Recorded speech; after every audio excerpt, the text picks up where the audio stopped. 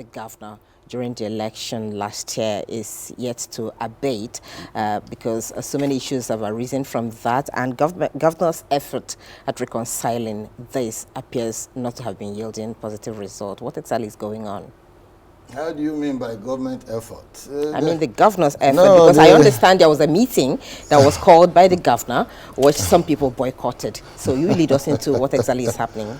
I think we need to always try as much as possible, particularly as a media platform, for us to interrogate happenings within the polity and particularly political parties, so that we can deepen democracy and follow the rules and regulations of a democratic governance. And that interrogation is what we're doing on the show this morning. You see, why I'm saying this is because even the media has a right to take a position when you see certain things being done wrongly. Because you said suspension of. There's nothing like suspension.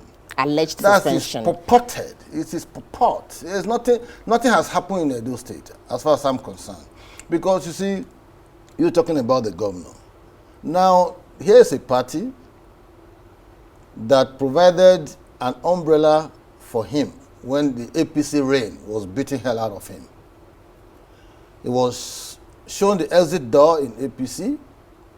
He ran to PDP. I remembered, I cautioned them that allow the PDP to seamlessly run its processes of electing a candidate of his own to run the governorship. Allow the governor who is coming to go to another party and test his popularity. PDP has always been a very strong party in Edo. When we were in APC as a government, they defeated us in 2015 election. They won 5 House of Rep members out of 9. They won 2 senators out of 3. So PDP has always been strong in Edo State. So it was convenient for the governor to latch onto that and use it as a vehicle. Fine. Now, when you are coming into a party of such, I raised alarm then, which was the reason why I didn't support him, and I supported the APC candidate, even though I'm a PDP member. And I said, you need to sit down on the table to negotiate positions. Because politics is all about constructive engagement, collective bargaining. If you are ceding governorship and deputy to APC or somebody who is coming, you are receiving a migrant into your party, you needed to sit down and say, the SSG to the government, this position, that position should go to the party you are coming to meet. Because if the party was not there, not sustained by factors and persons who you are now suspending, you won't have a platform to run to. Why didn't he choose AA? Why didn't he choose ABGA? Why didn't he choose ADP or any other party in the state? Why did he come to PDP? So if you are coming to PDP, that means you have seen fortune in that party. And by sheer providence and what have you, he won the election in 2020.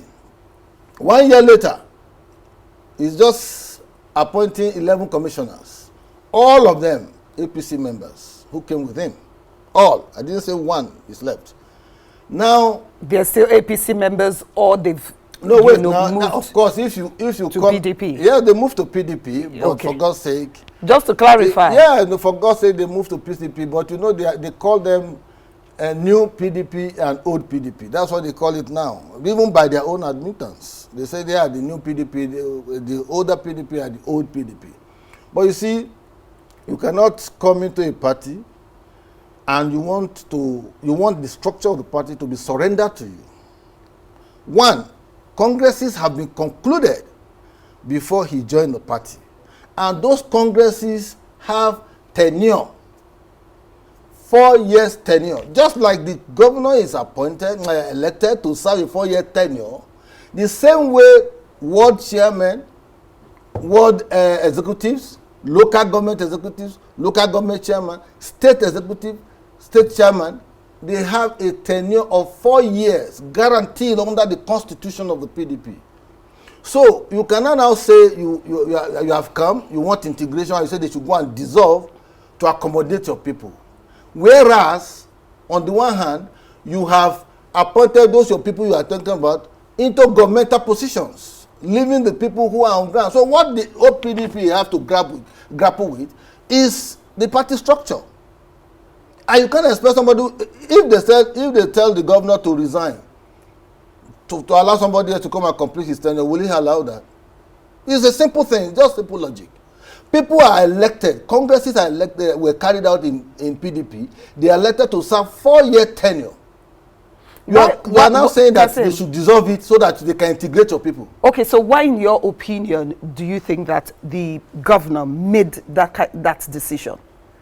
The decision to dissolve the existing structure in the state? Yes, because he feels that he doesn't own the structure of the state. And you see, governors always want to put parties in their pockets.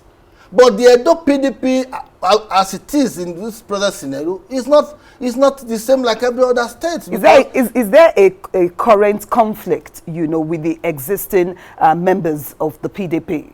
No. And the governor? You see, the PDP structures, as it were, Chairman Afegbua, Dr. Afegbua, and all the state executive council, they're at peace, united, like a solid team. The local governments, the same. The world level, the same. There's no problem within that structure. What seems to be causing the problem is the one orchestrated by the government and the governor by trying to say that they must harmonize, whatever that word means, like telling people who are already holding position, who were elected to serve 4-year tenure, to voluntarily leave their position so that they can accommodate your own. And he's saying that, let me finish that thought. He's saying that Dan Obi, who was also valiantly elected at the Congress in Port Harcourt, is the one who is causing the problem. How? He was elected to serve 4-year term. Dan Obi was elected to serve 4-year term as the vice chairman, South. And don't forget that this same Dan Obi that is suspending was the one who piloted the campaign when Governor Obaseki joined the party, went around the 192 wards with him, did everything. In fact, in Edo State, when I was in APC, when we were a government, Dan Obi was able to sustain strong opposition as state chairman of the PDP. He put us on our toes as a government. But for Dan Obi criticism, perhaps Oshimole may not have been able to achieve the much he did, because anytime we are discussing policy issues, we always factor in the PDP criticism point of view. And so that is how a democracy should exist. That is how a democracy should run, for you to put government in power on their toes so that they can deliver on their promise to the people. All right, Kassim, you were in the PDP, but you didn't campaign for the governor, Obaseki. Of course, because I saw this happen. All right. You presume this will happen. Not that I presume, because the election had not happened at the deceive time. me. That's your instinct. Yeah. Now, is it possible that the people who are holding the party structure that you talked about, the elected officers, aren't given the governor the maximum support he deserves or he wants to have from them? Probably that's why he's asking for the dissolution. What? Because if you did not even support the governor during the elections, it's obvious that you are also not supporting him at this point, and many people may also be on your side. It is the duty of a governor of a state and a president of a country to reach out to people who you think can add value to your governance process. You don't have to sit back like one imperial majesty and think that you want to be dishing out instructions. No. Leadership and governance is all about constructive engagement. You need to think outside the box as a government if you want to deliver, on your promise. You look for the change agents that can make that happen. And in doing that, you reach out to the person you think that, if it is the party, what does it take the governor to say, okay, what is the hierarchy of the party in the state? The national vice chairman is #1 citizen of the party within the zone. If you have a deputy chairman from the south, it becomes the #1 citizen of the party in the entire south. But in the south, the highest position is the national vice chairman representing south. That means he's taking care of 6 states. And because he's from Edo State, he will naturally be concerned with what is happening within his domain. Now, after winning election, the governor has no business waiting for 10, 11 months before we are appointing 11 commissioners. The process of integration ought to have been communicated to the party chairman, and the party chairman will rally around his state executive. How come these meetings the governors had this so-called meeting he had. The state executive committee members were not invited. The local government executive members were not invited. The ward executives were not invited for this meeting. They said they suspended. Were not invited, or they boycotted, because the reports have it that they boycotted. Invited. At any rate, I wrote in today's New Telegraph. If you look at the back page, I said Dan Obi, Obaseki, and the Edo disease.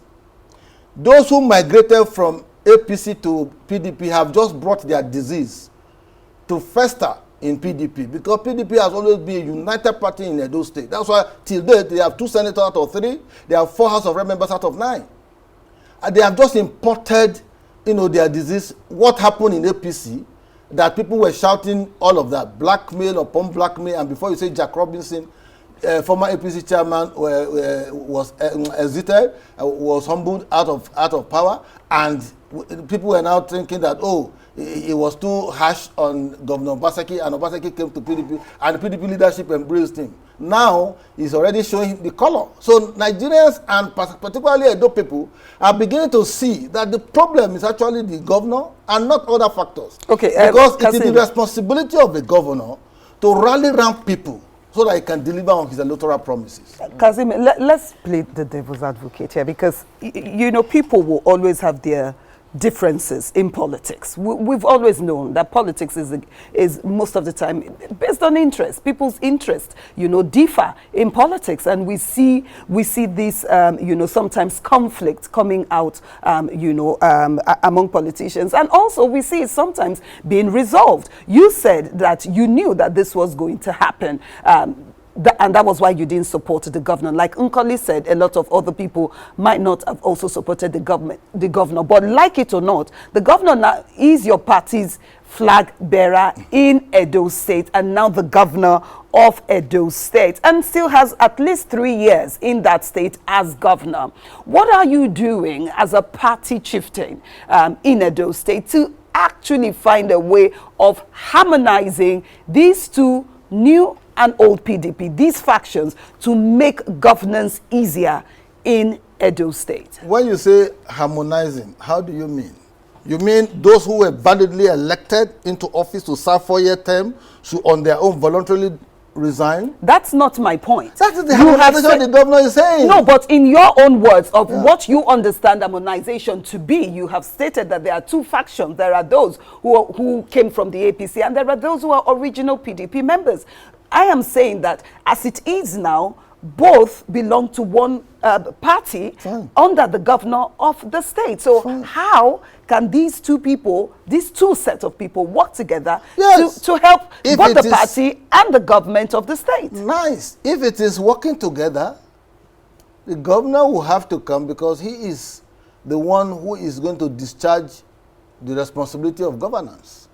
He has to come, try to embrace people, but not to the point of saying dissolve the state ESCO or local government ESCO or ward ESCO to accommodate. They know what is wrong if those who came with him, what is wrong if they are members and they try to be members and respectful members. What is wrong with that? Why must we always think that you must get your person involved? At any rate, the governor is already representing them as the governor of the state. The deputy governor is there, the SSG is there, the chief of staff is there, the special advisor is there, all becoming APC members. You see, I think we need to get one thing clear. I am not going to subscribe to a scenario where a governor of a state will think that he has to lord himself over the state. And just like I said in my article today, I said, when you come into a house, you are a tenant who has just come. Now the people who ran that party, who strengthened that party, who made that party important, for you to consider it worthy of a platform to use when rain was beating you in APC, you must accord them some respect. Please. Leadership is not a haphazard indulgence. Leadership is a planned and organized indulgence. You must accord them respect. But just like our people often say, in local parlance, they say no matter how nice you are to a goat, he must eat your yam. A goat will not see Oyam and say he will not eat it. Now we are seeing the disease of the APC imported into PDP and trying to alter the apple carts of APC leadership and unity as it were before now. Now, Kassim, I'm sure you never heard that PDP was having crisis before now until this time around. Kassim, you were once in APC, so that means you are probably carrying the disease of the APC as well. No, I'm not fighting PDP to alter arrangement. I'm not an executive member. I'm just an ordinary member, and I like to be an ordinary member. When I have issues, I took up the party leadership at the national headquarters. I raise concerns as a member. I have a duty to interrogate processes in my this thing. But I didn't tell anybody to resign so that I can become the publicity secretary of the state in Edo. Because these are tenured positions captured in the constitution of the party. Will it be right if I said the governor should resign so that somebody else will come and take over his position? All right, let me take you back to what the reasons for which Chief Obi was said to have been suspended or purportedly suspended, like you yes. talked about. I like that one. you like it. All right, so the people call themselves leaders of Edo North that did the suspension in the first place, and then another group that says they are leaders of Edo State PDP have also come to ratify that position. Now, their position, or rather why they suspended Chief Obi, according to them, is that they are accusing him of frustrating the efforts of the governor to harmonize the party by leading the other suspended persons, because he is not the only one they suspended, or they purportedly suspended, to boycott a recent stakeholders meeting called by the governor. Why I'm bringing this question is to refer you back to what you said, that they were not invited. No. There are two things at play. You have to get the issue right. The governor, I was told, called for a 300-member stakeholders conference in a state where you have to forcefully implement COVID-19 protocol. Yet you assemble 300 persons in a hall, in the name of party meeting or stakeholders meeting. You extended invitation to party members, both old and young. Fine. Some didn't come, some came. You discussed with them, you interacted with them. But if he were to be a sensible governor, and I say this advisedly, he ought to have looked at the critical stakeholders of the party in the state, to call them, say, please come. Don't run a one-man show and think that you can swallow a party like PDP in Edo or elsewhere. And call them and say, please, I want us to, not that you will be doing as if you are one magisterial authority. I want us to hold a meeting of stakeholders. Let us discuss with our people so that we see how to move the party forward and the government. I'm trying to form a cabinet. He didn't do that. He dished out letters and invited people, over 300, according to reports, and they came to government house. Now, some boycotted. The local government chairman, the ward executives, and all of that. Now, the next thing to do, if you were to be in his shoes, will it be to start the process of, say, you are suspending the #1 APC officer in the entire zone, who is from Edo? Will that be the right thing? Or even a House of Rep member, Ogbede Hama, who was the front runner for the governorship in 2020, will it be the right thing to do? Or the state secretary of the party, you say you suspend them. Who are those suspending them? The constitution of the PDP is very clear on procedures to follow with respect to suspension. When an issue is raised against you, you are to write to the individual involved. When you write to the individual involved, you now, allow the person, you raise your queries, allow the person to respond either by you setting up a disciplinary committee comprising of 7 members, so that the person will come and be given a fair hearing. You listen to him either by writing or by his representative, who may be a lawyer or otherwise. By the time you listen to them, you now report back to the state executive committee of the party in the state. At any rate, from the ward level, if your registration is from the ward level, your suspension will have to be from the ward level. But we have not heard that Dan Obi's ward executives have any problem with him. We have not heard that the local government executives of the party have problem with him. It's like myself, when they said they suspended me from the party, the state chairman, because of taking up Uche Secondus. They review it and saw that my ward executive were at peace with me. They even had a meeting, issue a statement, a communique to that effect that no, nothing like that was discussed in our meeting. The local government issued another letter, then which vacated that. So when you follow this process, you now, the state executive committee, you now forward your recommendations to it, which will now forward to national before you say you are suspending somebody. All right. You can't just sit down. You choose individuals who are APC migrants into PDP, and you go to a meeting. You say they were raising a motion, moving a motion, suspending people who are legitimate funders, of the PDP in Edo State. All right, Kassim, we're going to have to. Thanks for checking out SYMFONI on YouTube. Please be sure to subscribe and like our videos for updates.